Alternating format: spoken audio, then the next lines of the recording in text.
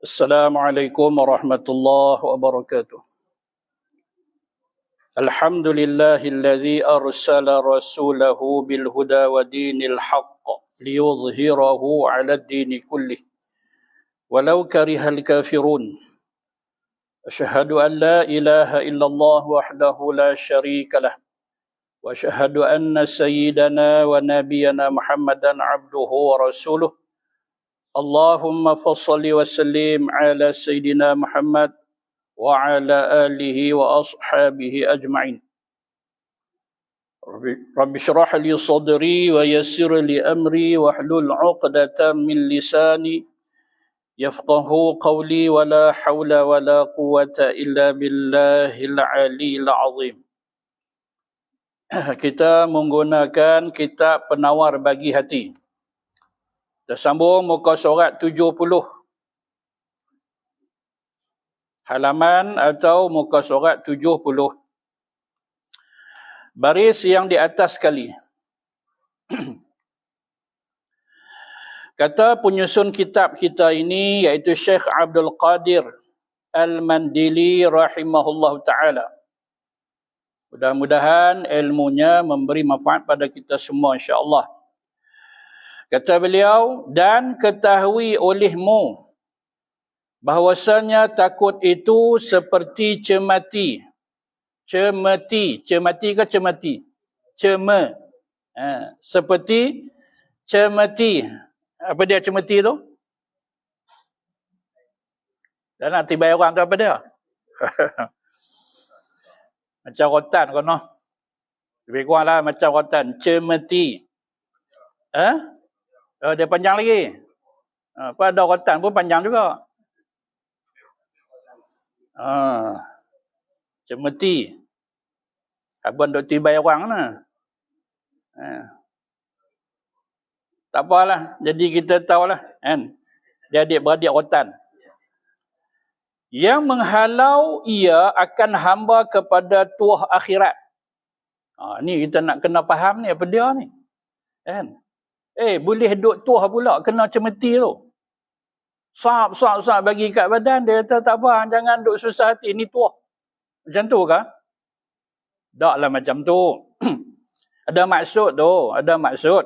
Kan? Yang tersirat. Baik. Maksudnya sini apa dia? Al-khawfu. Ini masih tajuk kita berkaitan dengan takut. Takut kepada Allah. Jadi takut kepada Allah Ta'ala itu, bila seorang tu dia ada perasaan takut kepada Allah, dia ibarat seperti mana cemeti, satu alat pukul, kan? Duk tunggu dia. Kalau hang tak buat benda ni, hang kena pukul, hang kena katok, hang kena godam. Kan? Ya akhirnya, maka dia pun bergerak, dia bertindak, melakukan sesuatu yang menyebabkan ia bahagia di akhirat besok. Kan? Dia bergerak, kalau duduk macam tu saja, dia tak bergerak, dia tak buat sesuatu, maka dia akan kesusahan. Dia ibarat cemeti, yang duk ligan dia, yang duk ikut belakang dia, tunggu aku tibai, akhir dia bergerak, tapi bergerak ke arah menyelamatkan diri dia dan mendapat tuah di akhirat. Dalam perkataan yang lain yang kita dapat dalam kitab-kitab ulama kita ni, dia kata apa kat situ? Lebih kurang apa yang kita baca dalam bahasa Melayu kita ni, ya, ada satu perkataan dalam kitab-kitab Arab dia sebut apa? I'lam. Sopa jugalah. Ketahuilah oleh kamu. Innal khawfa, sesungguhnya takut itu, sautullahi ta'ala. Cemeti Allah Ta'ala. Takut itu. Dia ibarat seperti mana cemeti. Bukan kita punya. Allah punya. Yasuqu bihi ibaduhu, yang menghalau dengan cemeti itu akan hamba-hamba Allah ilal muwadhabati 'alal ilmi wal amal, Supaya apa dia? Supaya rajin untuk menambah ilmu dan juga beramal. Liyanalu bihima, dengan kerana ada ilmu dan amal itu, menyebabkan seorang itu mendapat rutbatul qurbi minallah ta'ala, taqarrub dia kepada Allah. Itulah khauf.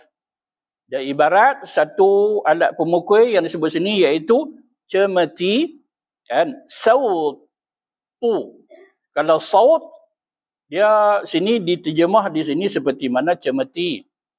Tapi saut ni dia macam benda yang digunakan untuk tibai orang atau pukul orang. Nak kata macam dia bentuk rotan, silakanlah. Jadi dia kan pendek. Dia kata saut ni dia satu alat pemukul yang agak panjang. Mungkin dapat disesuaikan dengan perkataan cemeti. Seperti yang diterjemah di sini.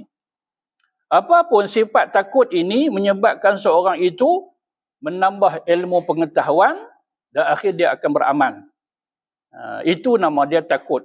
Tapi kita tak boleh nak membayangkan seorang itu atau kita sendiri sakat mana ketakutan kita. Tahap ketakutan kita. Sebab apa? Sebab antara dia tak berapa minat nak mengaji. Dia asas kepada amal ilmu. Disebut sini apa dia? Alal ilmi wal amal. Mula sekali apa dia? Bukan amal tu. Ilmu tu dulu. Jadi kalaulah ada petanda-petanda atau petunjuk, nampak dia bukan minat pada ilmu, maka dia tidak ada khauf. Orang yang takut kepada Allah Ta'ala, lagi banyak dia mengaji. Dia lagi banyak mengaji. Tak cukup satu tempat, dua tempat. Tak cukup dua, tiga. Dia tak cukup 2-3 guru, 4-5 guru. Itu tanda takut pada Allah. Tapi kalau duk takut mengaji tak, lepak sana, lepak sini, sembang seronok. Kuliah tak mau. Beramai pun nampak bagus. Tapi di sudut nak mengaji, nak menandah ilmu, kurang. Dia bukan takut pada Allah. Dia tak apa, kita buat. Kita sembahyang dah, kita dah tunai dah, kita laksana. Tapi ada ilmu dah. Yang menyebabkan amalan kita akan tertolak kalau tak ada ilmu. Jadi ilmu dan amal adalah lambang kepada ketakutan seseorang kepada Allah Subhanahu wa Ta'ala. Tetapi tiada sayugia bahawa berlebih-lebihan ia hingga membawa kepada putus asa daripada rahmat Allah Ta'ala. Apa dia tu? Takut tu. Jangan terlalu takut. Takut yang berlebih-lebihan. Takut sungguh, duk takut. Bimbang apa dia? Dia putus asa daripada rahmat Allah Ta'ala yang luas. Akhirnya dia tak berapa nak jaga amalan-amalan dia. Dia tak jaga. Dia seronok buat tapi dia tak jaga. Pasal apa? Pasal dia tidak ada satu lagi yang bahasa Arab sebut raja'un. Iaitu harap. Jadi kita perlu pada dua benda ni. Al-khawfu wal-raja'u. Jadi kalau ada satu saja, apa dia? Iaitu takut. Takut. Akhirnya kita terlepas satu lagi. Sebab apa? Sebab yang pertama ni keterlaluan. Menyebabkan seorang itu tak dapat rahmat Allah Ta'ala. Jadi tu yang kita kata apa dia? Kerana dia takut, maka dia semayang tak tinggal, dia puasa rajin, dia apa-apa lagi. Tapi dia tidak faham yang satu lagi yang boleh menjaga amalan dia. Apa dia? Ilmu. Sebab itu dia kena ada dua sekali. Seorang apabila dia kata dia takut kepada Allah atau dia mai jumpa kita, mai tanya macam mana saya nak lahirkan perasaan takut kepada Allah, habaq ke dia dua benda ni. Ilmu, amal. Kalau hang tak berapa minat nak berkuliah, nak mengaji, nak mendadah ilmu, dengan ustaz-ustaz pun hang tak berapa suka, jangan harap hang akan dapat tahap yang disebut sebagai al-khawfullah. Maksudnya takut kepada Allah. Dan tak usah duk harap yang tu. Hang berangan boleh. Sebab tu dua benda ni. Kalau kata, tak apalah, saya ambil rojak lah. Hang duk harap. Tapi hang tak takut kepada Allah macam mana? Maka dia ni seorang yang berangan-angan kosong. Ibarat macam tu lah. Sebab dia tak takut kepada Allah, duk harap nak masuk syurga. Apa ni? Apa persediaan nak masuk ke syurga? Bukan senang-senang nak masuk. Bukan senang nak masuk syurga. Nak dapat syurga, kemanisan syurga, mesti kena rasa kepahitan. Ujian dalam kehidupan. Nabi kita. Seorang yang hebat, tapi ujian demi ujian. Sehingga Nabi kata apa dia? Aku lebih teruk di azab. Aku lebih teruk diuji daripada hampa semua. Baik. Jadi, perenggan yang kita dapat ini, apa dia? Al-khawf wal-raja'u, dia mesti seiring. Dia mesti dapat dua-dua itu dalam waktu yang sama. Kerana yang demikian itu dicela. Apa dia? Takut tanpa harap. Kan? Takut tanpa harap, ianya akan dicela. Kan? Sebab apa? Sebab dalam Quran, dalam hadis Nabi, perkara ini disebut. Apa dia? Kena serentak antara khauf dan raja. Kita ambil contoh. Seperti mana Allah Ta'ala sebut dalam suratul Anbiya ayat 90. Nanti bila lapang kita buka Quran tengok. Apa dia? Suratul Anbiya ayat 90. Apa Allah sebut? Innahum kanu yusari'una fil khairat. Mereka itu bersegera melakukan kebajikan-kebajikan. Wa yad'unana raghaban wa rahaba.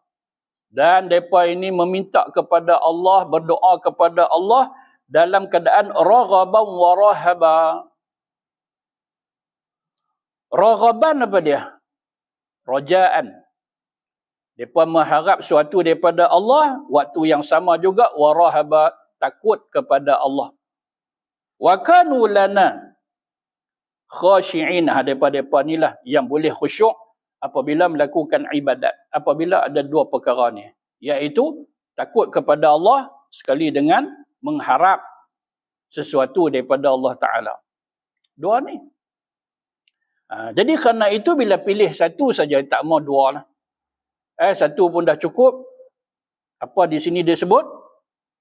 Maka demikian itu adalah dicela. Nampak tuan-tuan? Dalam perkara agama pun, rupa-rupanya kalau salah langkah, dicela. Tak apa aku, elok dah kita ni dalam posisi yang betul. Betul yang macam mana? Dia betul bukan neraca kita. Dia betul neraca agama. Kata patuh syariat macam mana? Bukan syariat kita duk reka. Tapi yang Allah Ta'ala dan Rasul punya. Bahkan apabila bersangatan takutnya, hendaklah mencampur ia akan dia dengan harap. Stabil balik. Boleh seimbang. Dia kena harap akan rahmat Allah Ta'ala. Dan saya bahawa lebih kuat takut daripada harap selama ada ia mengerjakan dosa. Kalau dia ni seorang yang pelaku dosa tegar, seronok melakukan maksiat, maka hendaklah takut itu lebih kuat daripada harap. Nak harap macam mana? Sedangkan duk buat dosa demi dosa, dosa demi dosa. Makin tidur ada dah dosa dia buat. Banding dengan kebajikan, daripada waktu bangkit tidur sampailah katalah tengah hari. Berapa dosa dia buat? Berapa kebajikan dia buat? Kalau kira-kira dia kata yang dosa lah banyak. Kalau dosa banyak, maka takut kena lebih banyak daripada mengharap. Dia kata tak apa, insya-Allah kita beriman esok dapat syurga ni, pahala pun kita duk buat dapat. Tak tentu buat tu dapat pahala. Pasal apa? Dia bercampur dengan maksiat. Yang dia buat ketaatan itu pun dah ada maksiat. Apa dia? Riak, ujub, sum'ah. Dia tak apa hati kalau orang tak tahu, dia nak habaq. Sekali dia pergi habaq. Dia tak mau lagi orang tak tahu kita buat penat. Ini semua ibadat yang bercampur dengan maksiat. Begitu. Jadi tak usahlah kita duk harap lebih, melainkan kenalah takut kepada Allah Ta'ala tu lebih. Begitu. Adapun orang yang taat, yang tiada maksiatnya, nak kata yang tak berdosa langsung ni mustahil lah kita. Para Nabi dan Rasul lah mereka ni terpelihara maksum. Tapi ada kalangan kita ni, yang bila diperhati, bila mungkin siasat sebagainya, macam tak ada dosa. Kan? Ada. Jangan duk kata mana ada Ustaz. Semua sopa saya, tak usah kira kita yang teruk ni. Kan? Ada. Begitu. Kita kata pada selain daripada para Nabi dan Rasul. Nu kalangan para sahabat. Apa maksiat mereka buat? Apa dosa mereka buat? Ada Ustaz, mereka bukan Nabi dan Rasul. Betul, mereka bukan Nabi dan Rasul. Tapi seakan apa dia? Seakan macam tak ada dosa, tak ada maksiat. Jadi sekiranya begitu, ianya mungkin juga berlaku pada zaman kita. Jangan duk nafi, ada kalangan kita yang hebat-hebat. Cuma tidaklah sehebat para sahabat. Adapun orang yang taat, yang tiada ada maksiatnya, maka seyogianya sama banyak oleh takutnya dan harapnya. Itu boleh. Kan? Itu boleh. Mulut dia tak pernah marah ke orang, tak pernah kutuk maki orang, tak pernah kecam orang. Elok. Orang pun seronok dengan dia. Dia duduk tepi dia saja, maka dapatlah macam-macam manfaat. Kata nasihat, mutiara kata, saat dia baca Quran, dah suara dia sedap. Dapat pula ilmu taranum dengan dia. Dapat pula ilmu tajwid dengan dia. Saat-saat dia sulam pula hadis-hadis Nabi. Ini hadis Nabi aku tak biasa dengar. Tak biasa dengar pun dapat daripada dia. Betul kita dapat sahabat macam tu. Lagi dia kata pula, ini pendapat Imam Syafi'i begini-begini. Banyak sungguh ilmu dia. Ada orang yang macam tu kan. Apa dosa maksiat yang dia buat? Mulut lidah dia dengan mata telinga dia. Kalau orang sembang-sembang yang dia boleh kesan ini adalah fitnah. Dia tak mau duduk dengan orang yang memfitnah seseorang. Atau yang ni dah mengumpat, maka dia akan alihkan diri dia daripada tempat atau kedudukan mengumpat itu. Sebab apa? Sebab dia faham agama. Serupa jugalah kalau kita tak mengumpat pun, kita duduk tepi dia mengumpat. Begitu kan? Jadi kita ibaratkan seorang ini, apa maksiat dia buat? Dia begitu. Maka orang itu, maka bolehlah kalau dia nak imbangkan antara khauf dan raja. Takut dengan Allah Ta'ala, sekali dia mengharap segala apa yang Allah Ta'ala bakal kurnia kepada hamba-hamba yang soleh. Yang dia rasa dia termasuk kalangan hamba Allah Ta'ala yang soleh itu. Seperti mana Sayyidina Umar radhiyallahu anhu pernah berkata, jika disuruh hendaklah masuk syurga sekalian makhluk, kecuali seorang laki-laki, nescaya aku takut bahawa adalah aku demikian itu laki-laki. Boleh faham apa maksud ni? Kita ulang balik. Ini kata-kata Sayyidina Umar Al-Khattab radhiyallahu anhu. Sekiranya, kalau kita ambil perkataan lain, jika diseru, sekiranya ada seruan mengatakan, hai semua hamba-hamba Allah Ta'ala, silalah masuk ke dalam syurga. Tapi seorang saja yang tak boleh masuk. Lain tak usahlah kira berapa orang. Semua boleh masuk. Kecuali seorang. Maka Sayyidina Umar kata apa dia? Aku takut, aku bimbang. Yang seorang tak boleh masuk itu adalah aku. Tu bagus itu. Sayyidina Umar orang yang penuh tawaduk, yang faham agama. Kan? Padahal kedudukan dia dengan jasa dia teramat hebat. Kan? Kedudukan dia tu bukan sahaja dia khalifah Ar-Rashidin yang kedua, bahkan dia pak mentua Nabi. Sayyidina Umar tu, anak dia Hafsah kahwin dengan Nabi. Lagi apa lagi jasa dia? Oh, dia kira jasa dia. Tapi dia buat kerja. Kan? Orang nak nilai jasa dia berapa, banyak mana, apa-apa, tu hampa punya pasal. Tu Sayyidina Umar. Dia jenis orang duk buat kerja je. Tak serupa macam kita yang kebanyakan. Buat simpan maklumat. Kira satu persatu. Kan? Tulis elok-elok tak kat frame. Kan? Dan sebagainya. Lagi orang tak tahu mau kena habang. Yang tu ada di kalangan kita. Tapi orang yang ikhlas bekerja ni, dia buat kerja. Kan? Yang penting aku buat ini seperti mana perintah Allah dan Rasul. Sesekali tidak keluar daripada landasan tersebut. Itu Sayyidina Umar dan lain-lain sahabat pun macam tu. Tapi memang jasa dia hebat. Sungguh tuan-tuan, ni yang kita boleh duk kira takwim hijriyah ni. Berpunca daripada dia lah. Sayyidina Umar. Dia orang pencetus kepada takwim hijrah. Sebelum tu tak ada. Lagi apa lagi? Allahu Akbar. Ni yang boleh kita duk membaca Quran tu, hasil buah fikiran dia, dia bagi cadangan kepada Sayyidina Abu Bakar, khalifah masa tu, untuk himpun Quran. Adalah jasa dia.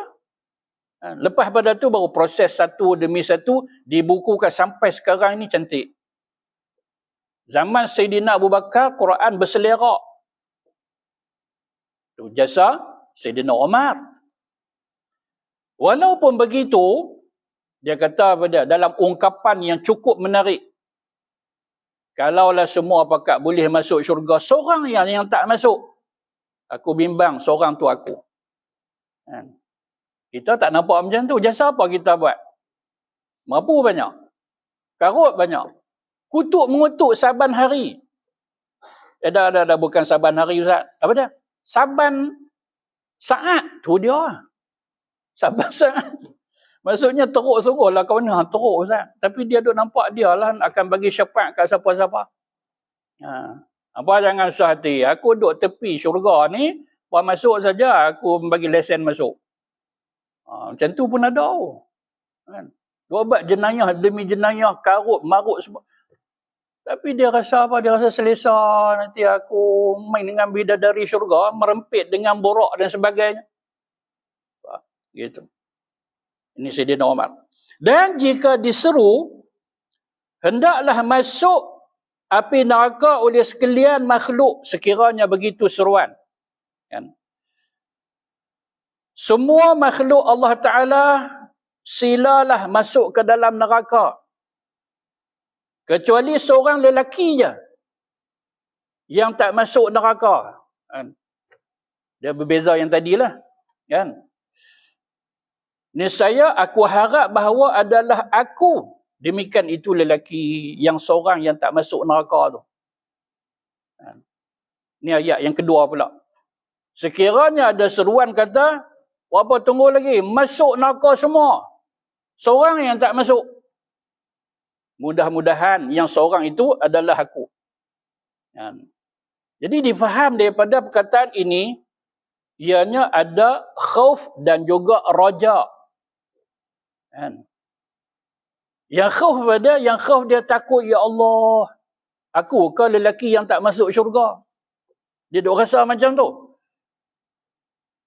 Kita saudara lagi kira kita ni tak ada, kita duk nampak kita nak selamat, nak elok apa semua. Ni Sayyidina Umar.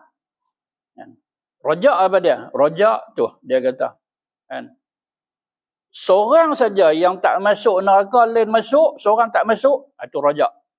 Harap-harap bahawasanya yang seorang yang tak masuk neraka tu aku.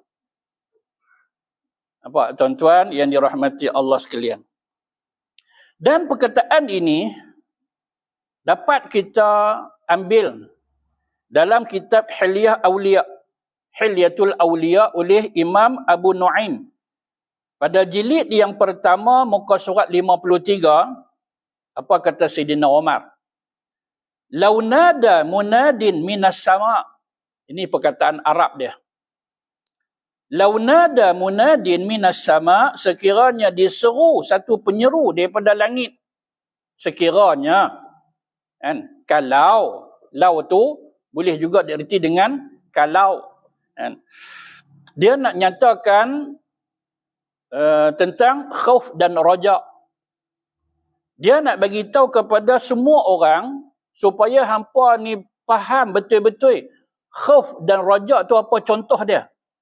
Ni Sayyidina Umar. Dia kata apa ni? Ayuhan nas, wahai sekalian manusia, innakum dakhilunal jannah kullukum ajma'un illa rajulan wahida. Sesungguhnya kamu semua boleh masuk syurga. Kecuali seorang saja yang tak boleh masuk syurga. La khiftu an akuna huwa. Niscaya aku takut yang tak masuk syurga itu adalah aku. Serupa tadilah, ni kita ambil lafaz Arab dia. Kan? Ada tak lafaz Arab nak dengar betul-betul ni kalam Sayyidina Umar Al-Khattab. Walau nada munadin, sekiranya seruan itu berbunyi, ayuhan nas, wahai manusia semua, innakum dakhilunan nar, kamu semua ni masuklah ke dalam neraka, illa rajulan wahida, seorang saja yang tak masuk neraka. La rajautu an akuna huwa, aku harap yang seorang yang tak masuk neraka itu aku. Kan? Ada dua perkataan. La khiftu, khauf. La rajautu, raja. Inilah yang kita duk sebut berapa kali. Apa dia? Khauf dan juga raja. Takut dan juga harap. Dia kena ada yang tu. Pada dua keadaan, maka kita akan rasa tenang. Kita akan rasa satu ketenangan yang tak boleh diceritakan. Hanya kita rasa saja. Nak cerita tak boleh. Macam mana nak ungkap? Tak terungkap. Begitu. Baik. Dan adapun apabila hampir ia akan mati, maka bermula harap dan baik sangka dengan Tuhannya itu lebih utama baginya. Apabila dekat nak mati. Ada orang dekat nak mati, dia tak tahu yang ianya nak mati. Tiba-tiba saja dia mati. Kan? Dia pun tak tahu. Tak ada alamat, tak ada petunjuk. Maka matilah dia yang disebut sebagai mati mendadak. Kan? Tapi kadang-kadang kita yang kata dia tu mati mendadak. Padahal kawan tu dah tahu dah. Ada alamat pada diri dia. Di segi alamat. Dan setengahnya tak ada alamat apa. Kan? Seronok. Masa seronok itulah matilah dia. Dia begitu. Jadi ceritanya mati mengejut. Kan? Dan mati mengejut ini jangan kita sangka buruk. Kita tak tahu. Hal seseorang kita tak tahu. Kan? Ada kala dan ketikanya mati mengejut itu membawa rahmat kepada seorang. Dan ada setengahnya mati mengejut itu membawa kecelakaan kepada seseorang. Kalau sekiranya seorang itu orang yang beriman, bertakwa, hebat dia di sisi Allah Ta'ala, biarlah mati itu dikatakan, dianggap sebagainya mati mengejut, kan? Tak dijangka, tak disangka sebagainya. Tapi kalau dia orang yang bertakwa, dia sudah mendapat rahmat daripada Allah Ta'ala. Ini ditegaskan oleh Nabi kita sendiri. Dia dapat rahmat daripada Allah Ta'ala. Sebab apa dapat rahmat pula? Dia mati mengejut. Mati ni macam-macam corak dia. Kan? Orang yang bertakwa, yang beriman, iaitu mereka yang senantiasa. Seorang yang senantiasa atau sentiasa bersedia ke arah kematian dia. Pasal apa dia boleh bersedia? Sebab dia orang yang mantap iman. Seorang yang terlalu tinggi takwa dia. Dan juga dia ni disebut-sebut sebagai orang yang cerdik. Kan? Orang yang cerdik, yang Nabi kata orang cerdik, orang yang sentiasa muhasabah dan lakukan persediaan untuk mati dia. InsyaAllah kita sambung lepas azan.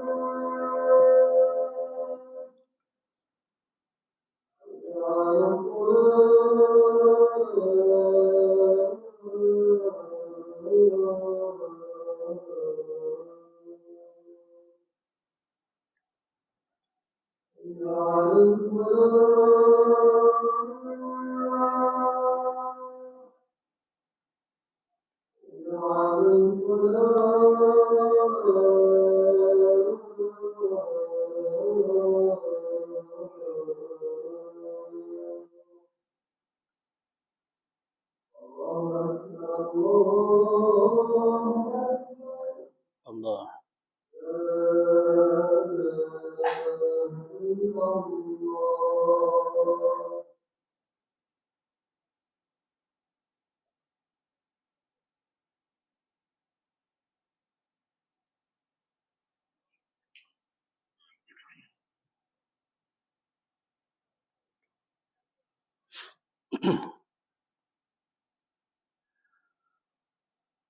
Sebuah hadis daripada Abu Ya'la Shaddad bin Aus radhiyallahu anhu, sabda Nabi, al-kayyisu man dana nafsahu wa amila lima ba'dal maut. Orang yang pandai, orang yang cerdik itu iaitu orang yang sentiasa bermuhasabah diri dia. Tengok buruk baik dia.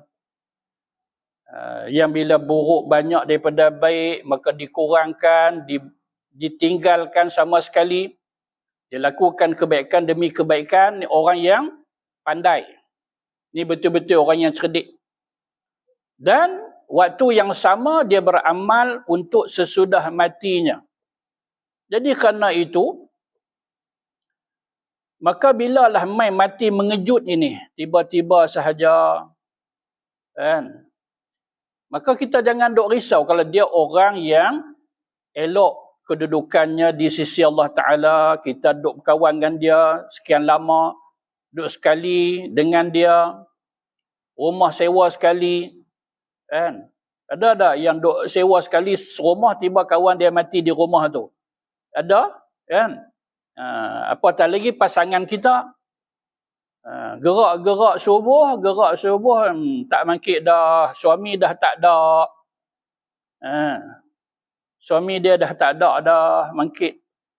Tapi dia tahu suami dia kalau semayang dekat masjid, balik kalau ada sikit dia minum, tidur awal, mangkit tahajud.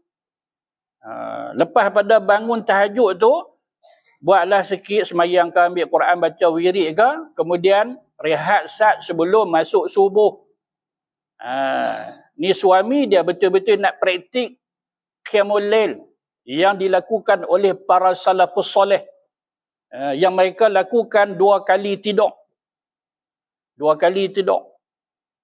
Tidur pertama, lepas pada isyak tu tidur, lepas tu bangun, lakukan ibadat qiyamul lail, buat tahajud sebagainya, tidur semula sebelum masuknya waktu subuh. Amalan salafus soleh yang kurang kita buat lah ni. Yang kurang kita buat. Ada yang qiyamul lail dia sekali bangkit kan? Dia tidur sekali, lepas tu dia bangkit ke duk tunggu subuh. Itu banyak. Yang lagi banyak lepas isyak tidur dengan subuh pun tak. Itu belum kok. Lagi banyak, isyak pun tak buat. Isyak pun tak semayang, serupa maghrib tadi tak semayang, dengan subuh pun tak. Boleh duk gelak. Ulama kata apa? Orang nak berseronok ni apabila orang yang padat ilmu dia dan banyak amalan dia. Patut mereka ni lah, puak-puak ni lah, patut nak seronok. Ni boleh duk seronok. Langgar perintah Allah Ta'ala boleh duk seronok. Jadi begitu kita kata apa dia, seorang yang bila dia mati dalam keadaan yang tak dijangka, tak diduga, yang kata mati mengejut sebagainya, kan dia orang yang bagus, orang yang bertakwa, kan? Aksiden ke apa ke, maka Allah Ta'ala limpahi rahmat kepada dia. Dia sebaliknya seorang yang jauh dengan Allah Ta'ala. Perasan-perasan dia dekat, rupanya dia jauh dengan rahmat Allah Ta'ala, mati mengejut, tak ada apa. Dengan tak ada nak bertaubat, tak ada nak minta maaf, hutang pun bayar tak habis, dan niat pula tak mau nak bayarkan hutang tu. Tiba-tiba dia mati. Tu mati orang yang cukup-cukup celaka di sisi Allah. Baik. Jadi seorang ni apabila rasa diri dia hampir kepada mati dia, maka ketika itu dia kena sangka baik kepada Allah Ta'ala. Tapi kalau duk hidup selama ni tak pernah duk menyangka baik dengan Allah, waktu yang kita anggap sebagai waktu yang getir kan, getir. Pasal sakrah ketika itu. Sakratul maut, kemabukan mati. Keadaan yang susah nak dikawal. Macam mana keadaan ketika itu yang selama ini duk buruk sangka dengan Allah, waktu tu dia nak baik sangka. Mustahil. Pasal yang sepatutnya ketika itu dituntut apa dia? Sangka baik dengan Allah. Husnuzan. Tapi ketika tak boleh dia nak husnuzan sebab apa? Sebab tak pernah pun. Sepanjang hidup ataupun sikit je. Yang banyak duk memeruk sangka. Maka ketika itu dia rugi. Dan ketika itu raja dan husnuzan. Tak perlu lagi nak takut kepada Allah. Pasal apa? Pasal dia dah bersedia. Tak perlu takut. Tapi duk dengar takut ni macam mana Ustaz? Baru ni ada sahabat saya, Ustaz Nazak. Pakat pila berimpun-berimpun baca Yasin Ustaz. Tapi Ustaz, macam mana ni Ustaz keadaan dia? Dia ni su'u khatimah ke husnul khatimah Ustaz? Siapa? Dah sepanjang kami duk baca Yasin Ustaz, dia duk kata apa? Takut. Takut. Talqin ke dia, la ilaha illallah. Takut. Takut. Mai buat apa ni? Aku tak bersedia lagi. Takut. Sampai habis umur. Itu macam mana Ustaz? Serah kepada Allah lah. Wallahu ta'ala. Saya tak berani nak kata apa lah bab tu. Cumanya, keadaannya begitulah yang kita duk mengaji. Sekarang kalau dia ni seorang yang soleh, yang ketika itu husnudzon dengan Allah dan mengharap balasan ganjaran selama dia hidup ini, maka tak keluar perkataan itu daripada mulut dia. Dia akan keluar apa dia? Kemungkinan dia baca apa-apa surah, apa-apa juzuk. Tak ada kita suruh pun, tak bawa Quran pun tepi dia. Tapi dia duk baca. Kita dengar-dengar, macam baca Yasin. Aku tak apa, tapi biasa duk dengar. Panggil kawan dia, hamil dengar, dia baca surah apa? Yasin. Yasin. Kawan hafal, dengar, satu tak jatuh. Nazak ni. Nazak. Ketika sakratul maut. Elok ayat demi ayat, ayat demi ayat. Elok-elok ujung tu, senyap, tak ada dah. Ni nama dia husnul khatimah. Kalau akhir kalam Allah pun dah cukup. Tapi tak. Dia bagi satu surah yang kita nak baca ke dia. Iqra'u Yasin ala mautakum. Orang dekat nak mati nazak ni, kita baca Yasin. Hampa baca aku tak betul, aku baca sendiri. Sungguh kan? Dia baca sendiri dah, tak apa. Dia baca, kita nak baca dah. Ustaz dia duk baca, bacalah serupa dia. Bacalah sama dia. Dia begitu kan? Kau boleh bacalah surah-surah ataupun ayat-ayat tertentu, hebatlah. Itu kita anggap sebagai mati yang dicemburui. Itu cemburu dengan kematian dia. Baik. Kerana sabda Nabi SAW, la yamutanna ahadun minkum illa wahwa bihusni dhanna billah. Atau kama qala, disebut sini apa dia? Rawahu Imam Ahmad wa Muslim wa Abu Daud, Ibnu Majah daripada Jabir bin Abdullah radhiyallahu anhu. Bukan bihusni dhann yang kita baca, wa huwa yuhsinu dhanna billahi ta'ala. Tengoklah mana-mana kitab yang perlu diperbetulkan, kita perbetul. Sebab apa? Sebab nampak titik satu, bolehlah titik dua. Pasal apa? Kalau titik satu macam itulah bunyi dia bihusni. Rupanya dia yuhsinu dhanna billahi ta'ala. Artinya jangan mati. Apa ni? Tak bagi orang mati pula. Bukan begitu. Baca bagi habis dulu. Jangan mati seorang kamu pada satu kelakuan daripada segala kelakuan. Melainkan pada kelakuan membaikkan ia akan sangka dengan Allah Ta'ala. Apa maksud dia? Ketika seorang itu nak mati, sewajarnya ketika mati dia tidak menyangka buruk dengan Allah. Dia sangka baik dengan Allah. Alhamdulillah. Begitu. Seronok dia. Boleh melemparkan senyuman lagi kepada yang hadir. Orang pakat duk sedih. Tak ada dah kawan kita seorang ni. Kalau dia sungguh tak ada, alamat malam ni makan serabai lah kita. Kawan pun buat macam tu, tak senonoh sungguh. Orang duk sedih, duk fikir nak makan. Tu kalau malam kedua makan apalah pula, aku pun tak tahu ni, sampai ayak mata duk keluar, duk sembang macam tu. Karutlah kawan. Begitu. Baik. Jadi bagaimana itu, sebab tu kita sebut tadi pada macam mana seorang itu dia nak membaik sangka dengan Allah kalau kehidupan dia sentiasa melawan Allah. Dia lawan Allah. Dia tak setuju dengan hukum hakam Allah. Sentiasa dia tidak redha dengan qada dan qadar Allah. Macam mana dia nak membaik sangka? Orang yang membaik sangka dengan Allah Ta'ala, yang husnuzan dengan Allah Ta'ala tu macam mana? Tenang. Kematian dia tu tenang. Tapi orang yang ada sekitar dia memang rasa tak tenang lah, sedih lah. Memang itu perasaan. Tak upayalah, bukan dia senyum kita pun nak senyum sama. Itu mustahil. Kan? Kawan tu apalah dia senyum sebab apa? Sebab dia dah cukup bersedia untuk berhadapan dengan Allah. Rindu kepada kematian. Hidup dia sentiasa beribadat. sentiasa berkhidmat sebagai seorang hamba Allah. Sampai orang kata, rehatlah Sat, teruk sangat buat kerja ni sana sini. Dia jawab apa dah? Dia jawab, sagilah.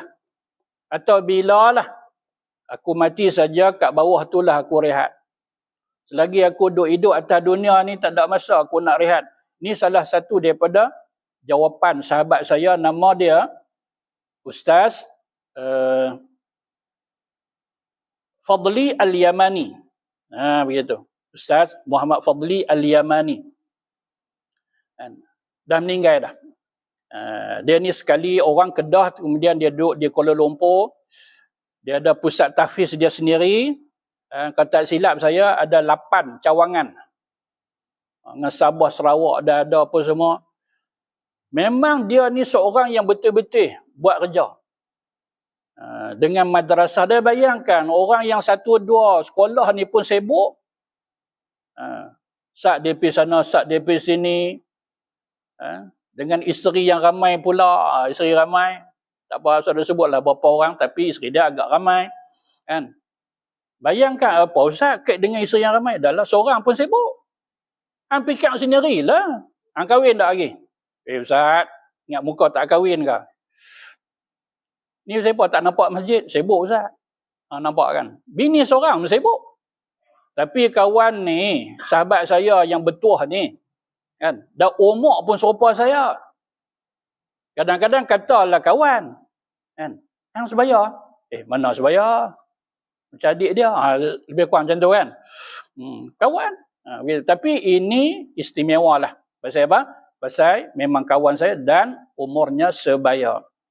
Tapi Allah Ta'ala sayang dia, maka Allah Ta'ala ambil terlebih dahulu. Siapa dia ni? Al-Fadil, Ustaz Muhammad Fadli Al-Yamani.